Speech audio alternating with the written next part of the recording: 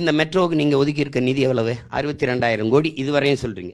மேல ட்ரெயின் ஓடுறதுக்கு, தொடர் வண்டி ஓடுறதுக்கு நீங்க கீழே நீர் ஓடுறதுக்கு 60 வருஷம் ஆண்டு என்ன பண்ணீங்க? அதுல அவரே வேற சொல்றாரு, தம்பி உதயநிதியே சொல்றாரு, துணை மேல் ஒவ்வொரு ஆண்டும் இந்த துயரத்தை அனுபவிக்கின்றிருக்கு, ஒழிக்க முடியாது. ஒரே வழிதான் உங்களை ஒழிக்கிறது தான், வேற என்ன பண்ண முடியும்?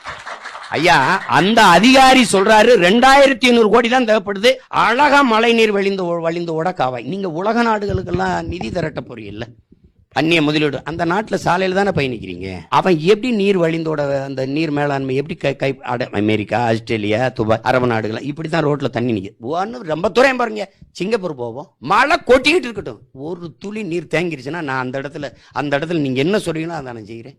அப்படியே ஓடும். இப்படி போட்டிருப்பான் சாலையை, இப்படி போட்டிருப்பான், அழகா ஓடு காவா, ஓடி போய் எடுத்து போய் சேர்ப்பான். வாங்க மாநகராட்சி அலுவலகத்துக்கு போவோம், எது ஒன்றும் எங்ககிட்ட நிதி இல்லை, போதுமான அளவுக்கு நிதி இல்லை, நிதி வளமை இல்லை, ஃபண்ட் இல்லை.